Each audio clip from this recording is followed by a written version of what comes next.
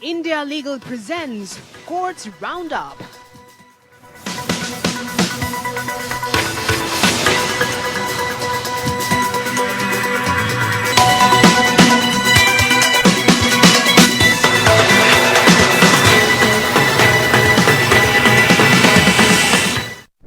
नमस्कार, courts roundup में आपका बहुत बहुत स्वागत है। मैं हूं आपके साथ वक्ता दुबे। इस बुलेटिन में अगले आधे घंटे हम आपको कोर्ट से जुड़ी तमाम छोटी बड़ी खबरों से रूबरू कर पाएंगे। कोर्ट की कार्यवाही और सुप्रीम कोर्ट से लेकर हाई कोर्ट और लोअर कोर्ट्स तक के फैसलों को आपके सामने रखेंगे। लेकिन आगे बढ़ने से पहले नजर डाल लेते हैं हेडलाइंस पर। सुप्रीम कोर्ट ने मलयालम टीवी चैनल बैन करने के सरकार के आदेश को किया रद्द। कहा, सरकार की आलोचना टीवी चैनल का लाइसेंस कैंसिल करने की वजह नहीं होगी। अभिव्यक्ति की आजादी प्रतिबंधित ना हो।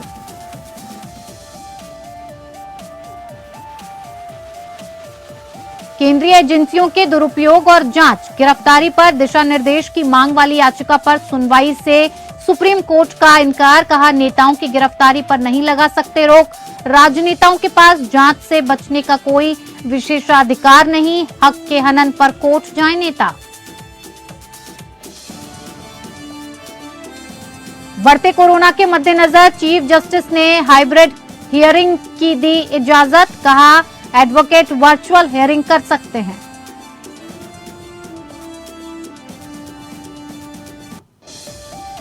कथित आबकारी घोटाले के मामले में मनीष सिसोदिया को नहीं मिली राहत। कोर्ट ने बढ़ाई न्यायिक हिरासत। 17 अप्रैल तक जेल में रहेंगे पूर्व deputy CM.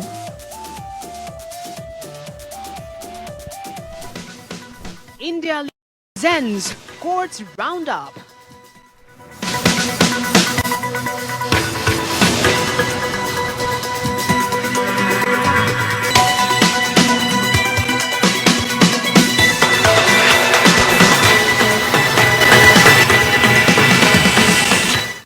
Malayalam channel media one को सिक्योरिटी क्लियरेंस देने से इनकार करने के केंद्र सरकार के फैसले को सुप्रीम कोर्ट ने रद्द कर दिया है। यानी कि चैनल पर लगा सरकारी बैन अब खारिज हो गया है। सुप्रीम कोर्ट ने कहा कि मजबूत लोकतंत्र के लिए स्वतंत्र प्रेस अनिवार्य है। इसके साथ ही कोर्ट ने यह भी कहा कि बैन के लिए राष्ट्रीय सुरक्षा के दावों के लिए ठोस आधार भी होना चाहिए। सरकार की आलोचना किसी टीवी चैनल का लाइसेंस कैंसिल करने की वजह नहीं होनी चाहिए। मंत्रालय को 4 सप्ताह के भीतर चैनल को नया लाइसेंस जारी करने का निर्देश दिया।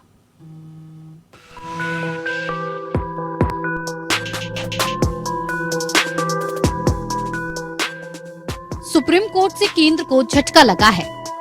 सर्वोच्च अदालत ने Malayalam news channel media one को सिक्योरिटी क्लियरेंस देने से इनकार करने के केंद्र सरकार के फैसले को खारिज कर दिया है। शीर्ष अदालत ने सुनवाई के दौरान कहा कि बिना किसी ठोस आधार के राष्ट्रीय सुरक्षा का हवाला देकर चैनल पर प्रतिबंध नहीं लगाया जा सकता। सरकार की आलोचना किसी टीवी चैनल का लाइसेंस कैंसिल करने की वजह नहीं हो सकती है। उच्चतम न्यायालय ने ये आदेश चैनल चलाने वाली कंपनी द्वारा दायर याचिका पर दिया। इसमें केरल हाईकोर्ट के फैसले को चुनौती दी गई थी। हाईकोर्ट ने भी सूचना और प्रसारण मंत्रालय के फैसले को बरकरार रखा था। प्रधान न्यायाधीश DY चंद्रचूड़ और जस्टिस हिमा कोहली की बेंच ने मंत्रालय को 4 सप्ताह के भीतर चैनल का नया लाइसेंस जारी करने का निर्देश दिया। इस दौरान बेंच की राय थी कि केंद्रीय गृह मंत्रालय द्वारा सुरक्षा मंजूरी से इनकार करने का कारणों का खुलासा नहीं करना और केवल सील बंद लिफाफे में कोर्ट को सौंपना प्राकृतिक न्याय के सिद्धांतों और निष्पक्ष कार्यवाही के अधिकार का उल्लंघन है। बेंच ने कहा, राज्य नागरिकों के अधिकारों से वंचित करने के लिए राष्ट्रीय सुरक्षा की दलील का उपयोग कर रहा है। ये कानून शासन के साथ असंगत है। गृह मंत्रालय ने CAA, NRC, न्यायपालिका की आलोचना, राज्य आदि पर चैनल की रिपोर्टों पर भरोसा करते हुए कहा था कि ये एंटी एस्टेब्लिशमेंट चैनल है। हालांकि शीर्ष अदालत ने ये भी कहा कि प्रसारण लाइसेंस जारी करने से इनकार करने के लिए ये उचित आधार नहीं है।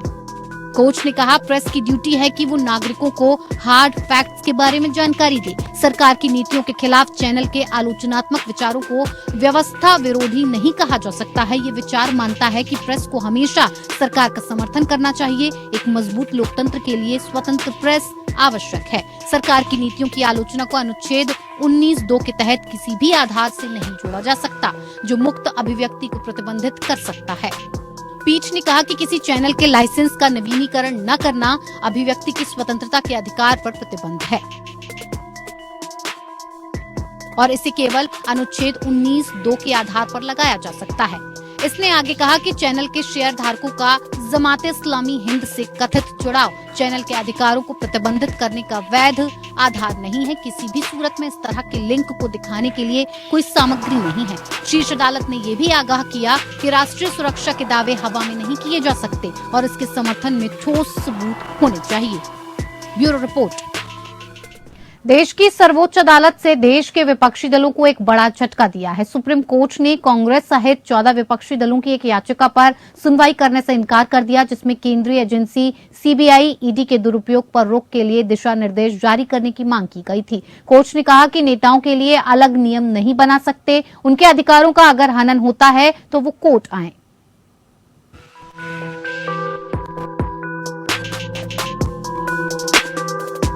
सुप्रीम कोर्ट ने ईडी सीबीआई के दुरुपयोग से जुड़ी कांग्रेस के नेतृत्व में 14 विपक्षी दलों की याचिका पर सुनवाई से इनकार कर दिया है।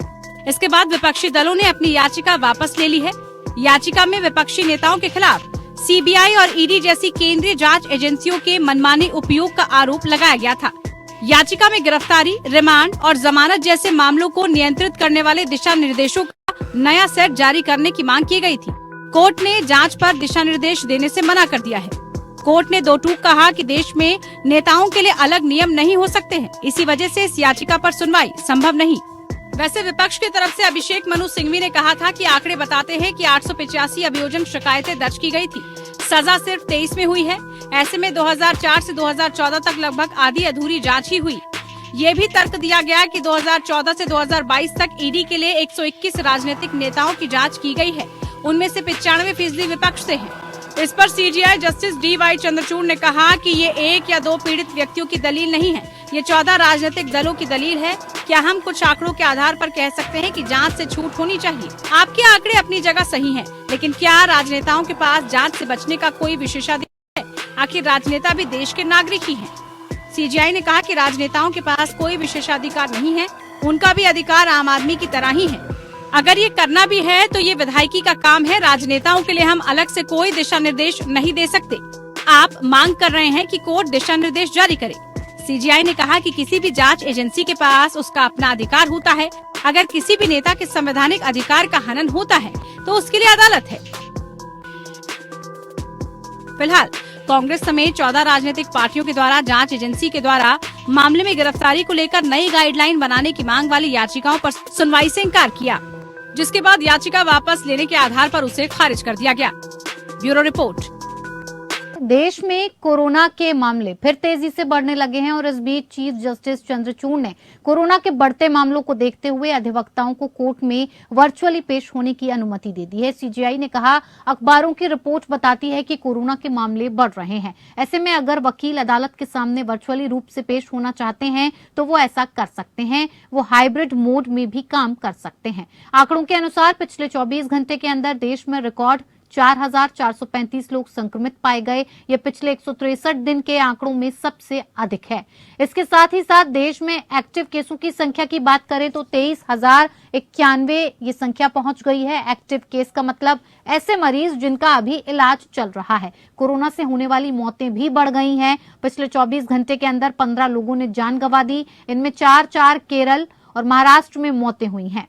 छत्तीसगढ़, दिल्ली, गुजरात, हरियाणा, कर्नाटक, पुडुचेरी और राजस्थान में एक कोरोना संक्रमित ने जान गंवा दी। अब तक संक्रमण के चलते कुल 5,30,916 मौतें हो चुकी हैं। आंकड़ों पर नजर डालें तो पिछले 4 दिन के अंदर ही मौत की रफ्तार 200% बढ़ गई। इस बीच 40 लोगों ने जान गंवाई। 1 अप्रैल को 5 लोगों की मौत हुई थी, 2 अप्रैल को 11, 3 अप्रैल को 9 और 4 अप्रैल को 14 लोगों ने जान गंवा दी। कोरोना से होने वाली मौतें भी बढ़ गई हैं। आपको बता दें, पिछले 24 घंटे के अंदर 15 लोगों ने जान गंवा दी। इनमें 4 केरल और महाराष्ट्र में मौतें हुई हैं। छत्तीसगढ़, दिल्ली, गुजरात, हरियाणा, कर्नाटक, पुडुचेरी और राजस्थान में एक कोरोना संक्रमित ने जान गंवा दी है। अब तक संक्रमण के चलते कुल 5,30,916 मौतें हो चुकी हैं। आंकड़ों पर नजर डालें तो पिछले 4 दिन के अंदर ही मौत की रफ्तार 200% बढ़ गई। इस बीच 40 लोगों ने जान गंवाई है। 1 अप्रैल को अगर बता दें आपको तो 5 लोगों की मौत हुई थी। 2 अप्रैल की बात करें तो 11 लोगों की मौत हो चुकी थी और 3 अप्रैल को 9 लोगों की और 4 अप्रैल को 14 लोगों ने जान गंवा दी। इधर लखनऊ में प्रेशर कुकर बम विस्फोट करने की साजिश के सिलसिले में 2021 में गिरफ्तार किए गए एक कथित अलकायदा आतंकवादी को इलाहाबाद हाईकोर्ट ने जमानत दे दी है और इससे पहले एनआईए की विशेष अदालत ने उसकी जमानत याचिका खारिज कर दी थी। जस्टिस अताउर रहमान मसूद और जस्टिस सरोज यादव की खंडपीठ ने आरोपी मोहम्मद मोइद की जमानत अर्जी पर सुनवाई कर रही थी। पिछले महीने याचिकाकर्ता के साथ ही 2 सह आरोपियों को भी हाईकोर्ट ने उनके बेदाग अतीत और अपराधों की गंभीरता को देखते हुए जमानत दे दी थी। जुलाई 2021 में एटीएस ने ऑपरेशन अंसार गजवातुल हिंद संगठन से जुड़े 2 आतंकवादियों को लखनऊ से मिनहाज और बशीरुद्दीन नाम के इस आरोप में गिरफ्तार किया कि उन्होंने 15 अगस्त 2021 को लखनऊ में प्रेशर कुकर बम हमले की साजिश रची थी। बाद में मामले को एनआईए ने अपने हाथ में ले लिया। उनके खिलाफ एनआईए के मामले के अनुसार मिनहाज अहमद को जम्मू और कश्मीर में स्थित 2 अलकायदा आतंकवादियों द्वारा ऑनलाइन कट्टरपंथी बनाया गया था। उसने अन्य आरोपी व्यक्तियों के साथ अलकायदा सहयोगी अंसार गजवातुल हिंद के सदस्यों की भर्ती करने और आतंकवादी कृत्यों को अंजाम देने के लिए एक साजिश में हिस्सा लिया। उसने एक मुसीरुद्दीन को अलकायदा में भर्ती किया और उसे यूपी में आतंकवादी गतिविधियों को अंजाम देने की साजिश में शामिल किया। मुसीरुद्दीन और मिनहाज अहमद ने हथियार, गोला बारूद और विस्फोटक सामग्री खरीदी और भारत सरकार के खिलाफ युद्ध छेड़ने के इरादे से विस्फोट करने के लिए संवेदनशील क्षेत्रों की टोह ली। अन्य 3 आरोपी शकील, मोहम्मद मुस्तकीम और मोहम्मद मोइद ने हथियारों और गोला बारूद की खरीद में मिनहाज और मुसीरुद्दीन की मदद की और इस तरह साजिश को आगे बढ़ाने में एक पक्ष बन गए। मामले में विवेचना के बाद विषय न्यायालय के समक्ष आरोप पत्र प्रस्तुत किया गया तथा विवेचना के दौरान एकत्रित समस्त सामग्री की जांच करने पर प्रथम दृष्टया आईपीसी की धारा 120 बी एवं आर्म्स एक्ट की धारा 25 की उपधारा 1 बी ए के तहत आरोप लगाए गए थे।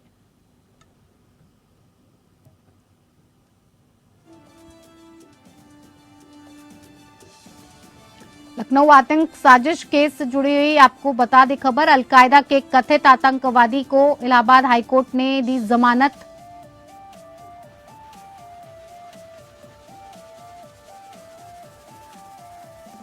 आईपीसी की धारा 120 बी के तहत आरोप, आर्म्स एक्ट की धारा 25 1 बी ए के तहत आरोप, भारत सरकार के खिलाफ युद्ध छेड़ने का आरोप।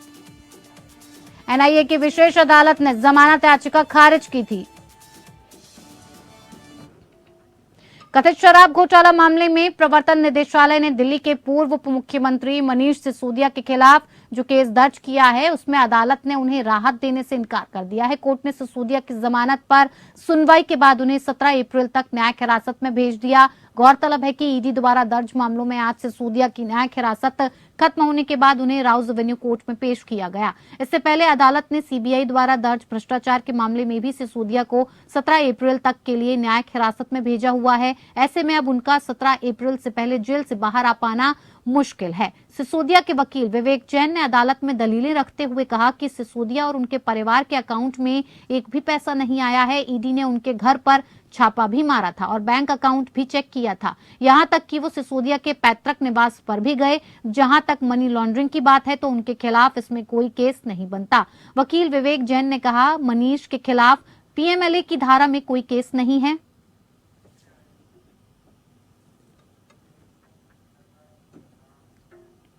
इधर अमेरिका के पूर्व राष्ट्रपति Donald Trump stormy Daniels case में मैनहट्टन कोर्ट में पेश हुए। कोर्ट पहुंचते ही डोनाल्ड ट्रंप को हिरासत में ले लिया गया और इस दौरान कोर्ट में ग्रांड ज्यूरी के आरोपों को पढ़ा गया। ज्यूरी ने डोनाल्ड ट्रंप पर कुल 34 आरोप लगाए हैं। ट्रंप ने कोर्ट के सामने खुद को बेकसूर बताया। सुनवाई के बाद कोर्ट ने ट्रंप पर $1,22,000 का जुर्माना लगाया और इसी के साथ डोनाल्ड ट्रंप अमेरिका के पहले ऐसे राष्ट्रपति बन गए हैं जिनके खिलाफ आपराधिक आरोप लगाए गए हैं। वैसे ट्रंप के सामने विकल्प है कि वो दूसरे कोर्ट में सुनवाई को ट्रांसफर करने की अपील कर सकते हैं।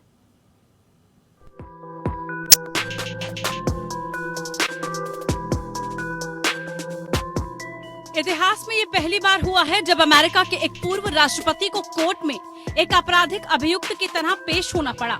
न्यूयॉर्क ग्रैंड जूरी की ओर से औपचारिक रूप से आरोप लगाने के बाद डोनाल्ड ट्रंप ने मंगलवार को सरेंडर कर दिया था। ट्रंप ने कोर्ट में खुद को बेकसूर बताया है। अब इस मामले की जांच चलेगी। न्यूयॉर्क सिटी के मैनहट्टन क्रिमिनल कोर्ट हाउस में मंगलवार को ट्रंप के खिलाफ आरोप तय किए गए, जिसे सार्वजनिक तौर पर बताया गया। ट्रंप के खिलाफ न्यूयॉर्क पीनल लॉ के आर्टिकल 175 के तहत 34 गंभीर अपराध के मामले में आरोप तय किए गए हैं। इसे 34 फेलनी चार्जेस भी कहा जा रहा है। ट्रंप पर आरोप है कि उन्होंने 2016 में राष्ट्रपति चुनाव से पहले पॉर्न स्टार स्टॉर्मी डैनियल्स को $1,30,000 दिलवाए थे, ताकि 2006 के उनके प्रेम प्रसंग को छिपाया जा सके। मैनहट्टन डिस्ट्रिक्ट अटॉर्नी अल्विन ब्रैक ने कोर्ट में सुनवाई के बाद एक न्यूज कॉन्फ्रेंस में कहा कि ट्रंप पर आरोप न्यूयॉर्क के चुनाव नियमों के उल्लंघन से जुड़ा है। ब्रैक ने कहा कि $1,30,000 का भुगतान फेडरल कैंपेन कंट्रीब्यूशन की सीमा से ज्यादा है। अगर इस मामले में ट्रंप दोषी करार दिए जाते हैं तो उन्हें जेल की सजा भी हो सकती है। Earlier this afternoon, Donald Trump was arraigned on a New York Supreme Court indictment returned by a Manhattan grand jury on 34 felony counts of falsifying business records in the first degree. Under New York state law, it is a felony to falsify business records with intent to defraud and an intent to conceal another crime. That is exactly what this case is about. 34 false statements made to cover up other crimes. These are felony crimes in New York State. Prosecutors ने Trump के खिलाफ जो 34 आरोप लगाए हैं, उनमें से ज्यादातर धोखाधड़ी से ही जुड़े हैं। ट्रंप के खिलाफ 34 अलग अलग आपराधिक मामले तय नहीं होंगे। ये गिनती ट्रंप के खिलाफ कथित अनुचित व्यवहार के अलग अलग वाक्य हैं, न कि 34 तरह के अपराध हैं। जिन 34 आरोपों की लिस्ट जारी की गई है, उनमें एक आरोप बिजनेस रिकॉर्ड में हेराफेरी करने का भी है। 14 फरवरी 2017 को ट्रंप के पूर्व वकील ने ट्रंप रिवोकेबल ट्रस्ट से एक रकम निकाली। इस रकम को निकालने के लिए रिकॉर्ड में गलत एंट्री की गई। इससे आरोपों के अलावा और भी 29 आरोप ट्रंप के ऊपर लगाए हैं। प्रोसिक्यूटर ने इसकी डिटेलिंग के तौर पर चेक और वाउचर के नंबर भी जारी किए। हर चेक और उसकी डिटेल को एक अलग आरोप की तरह पेश किया गया है। डोनाल्ड ट्रंप की तरफ से अर्जी पेमेंट के लिए 10 वाउचर और 8 चेक जारी किए गए। ट्रंप के मामले में अदालत ने अगली सुनवाई के लिए 4 दिसंबर तक का समय जरूर दे दिया है, लेकिन अब इस तारीख पर बहस के समय प्रोसिक्यूटर्स को भी सभी सबूत पेश करने होंगे। न्यूयॉर्क डिस्ट्रिक्ट अटॉर्नी के कार्यालय के पूर्व अभियोजक मैथ्यू ग्लेजो ने अल जजीरा को बताया कि ट्रंप केस को किसी दूसरी अदालत में ट्रांसफर करने की अपील कर सकते हैं, क्योंकि उन्हें लगता है कि मैनहट्टन की कोर्ट में उनके मामले में निष्पक्ष सुनवाई नहीं होगी। ट्रंप पहले ही न्यायाधीश जोआन मर्चेंट के खिलाफ अविश्वास जाहिर कर चुके हैं। हाल ही में ट्रंप की पार्टी से जुड़े एक आपराधिक टैक्स धोखाधड़ी के मामले में भी जोआन अध्यक्षता कर चुके हैं। सुनवाई के लिए ट्रंप मैनहट्टन कोर्ट पहुंचे थे। डोनाल्ड ट्रंप सुनवाई के लिए कोर्ट रूम में दाखिल हुए और उन्होंने हेराफेरी के 34 मामलों में खुद को नो गिल्टी करार दिया। ट्रंप ने कोर्ट में एक बार तभी बोला जब उन्होंने खुद को बेकसूर बताया। जज ने ट्रंप को चेतावनी भी दी कि अगर उन्होंने सुनवाई बाधित करने की कोशिश की तो उन्हें कोर्ट रूम से बाहर कर दिया जाएगा। ट्रंप कोर्ट रूम से बाहर निकलने के बाद कुछ भी नहीं बोले। जज ने चेताया कि वो ऐसा कुछ भी ना कहें जिससे कानून व्यवस्था बिगड़े। ट्रंप ने मंगलवार को डिस्ट्रिक्ट अटॉर्नी ऑफिस में सरेंडर किया था। डैनियल्स का कहना है कि साल 2006 की शुरुआत में उनका ट्रंप के साथ अफेयर था। हालांकि इस बात से ट्रंप अब तक इनकार करते रहे हैं। व्हाइट हाउस ने ट्रंप के अभियोग और न्यूयॉर्क में गिरफ्तारी में टिप्पणी करने से इनकार कर दिया है। Bureau report, APN news. चलिए, कोर्ट्स राउंड अप में मेरे साथ फिलहाल इतना ही। नमस्कार। India Legal presents Courts Roundup.